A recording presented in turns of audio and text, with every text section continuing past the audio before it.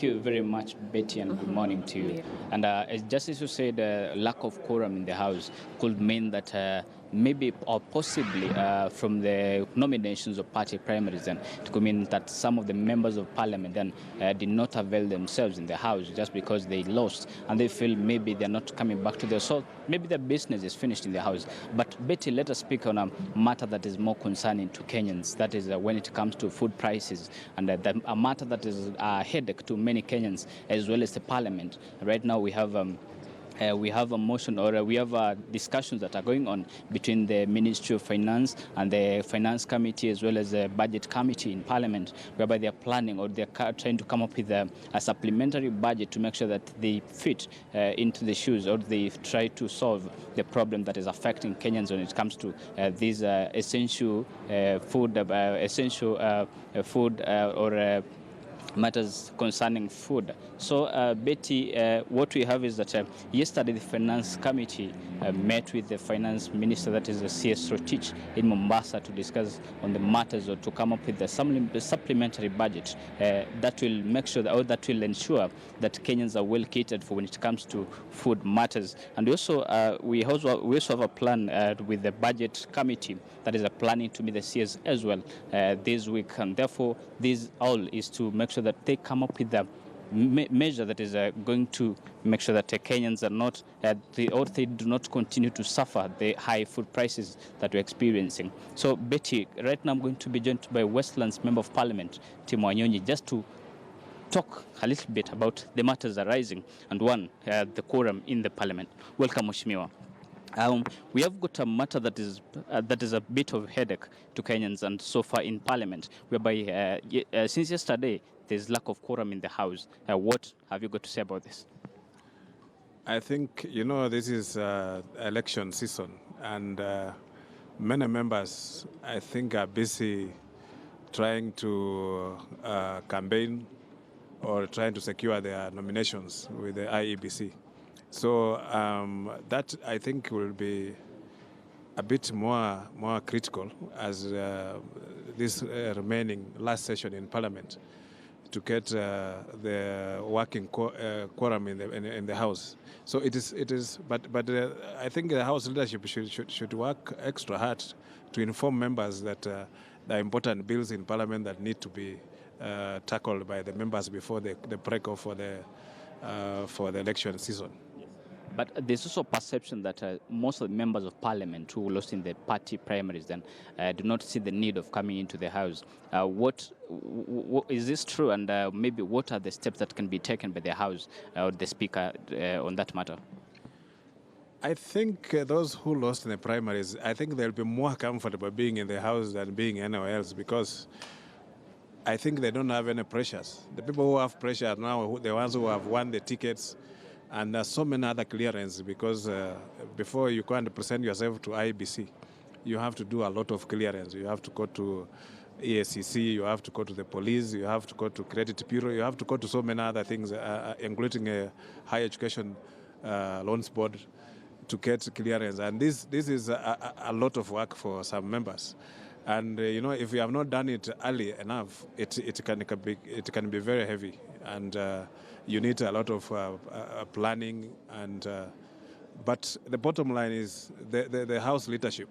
They should be the ones who will be on top of things and inform members right away that there's something coming up in the Parliament. They should be in the House to debate that motion that is being brought in the House. But once members, when they are not informed what is going on in Parliament, sometimes they just keep away. Yeah. On matters food prices, yesterday there was a meeting between the Finance Minister and the Finance Committee on the matters food prices. What or ways to make sure that this suffering on Kenyans does not continue. Do you have hope that it is going to get any better? I think the government must take very drastic measures to address this issue of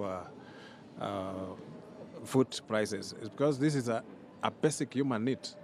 And when the common Kenyan cannot afford food, just basic food, just imagine unga, which is commonly used in every household. it becomes a really major challenge to the country, and it can become a security issue also. Because when people are hungry, they are capable of doing anything to survive. So the government must address this, must use every possible means available to it to address the issue of food prices, because we are looking at it. When we go to for example, the farms in the parts of Rift Valley and Western Kenya, we have farmers crying that they have nowhere to sell their farm produce. And yet here, we are also having issues with food prices, the unga. Now milk is the price is going to 70 shillings, and it's 70 shillings and it's not even on the shelves. So when you go there, you want even to buy. Those who have money, there's nothing. You cannot buy it. So it must be something that must be looked into very, very quickly, because as we go to election, this will become very dangerous for the country. Yeah. We have the plan is to make sure that we scrap, or the finance committee together with the finance ministry, make sure that they scrap or they do away with the VAT on these products. But we also heard in the budget reading, whereby we heard the CS announcing that the maize VAT and the wheat is going to be scrapped away. That is a VAT for those products. Do you think that because it has not been actualized, so do you think that maybe this is a long-term solution that is going to help Kenyans, or are we still going to come back to the same if it is solved right now? I remember very well the CS for finance, when he was reading the budget, he said he's going to remove the VAT from the maize, especially those who are importing maize, so that it becomes more affordable for those who will bring it and then maybe sell it at affordable prices within the local market. But you see, when we talk about the VAT, it is not going to be the lasting solution. We need, interventions that are going to address this issue and bring it to the, logical conclusion, that we make sure that it is not going to be recurring every time that there is something happening, something goes up and like that. And this is going to become an election issue. It will become a really hot issue in the election, because when you go to the ground, the first thing people are asking you, pay ya unga, pay ya unga, pay ya maziwa, pay ya nini.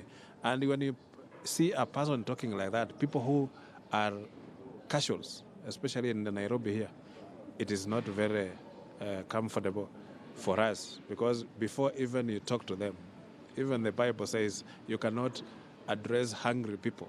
You must be dealing with people who are healthy, people who are well-fed, people who are comfortable.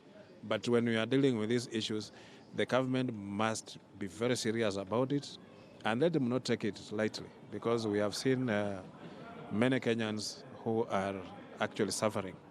And this is, it requires now the government to put in, including setting aside funds to address these issues if they have to address to bring it down. Yeah, so it is the government's intervention for this issue to happen. And the Minister of Finance, I'm sure yesterday there was talk of bringing a supplementary budget into Parliament, which will help them to cushion this, the lowering of prices. I think the government has got machinery to just do these things without even bringing even this supplementary budget. They have got means, and they have got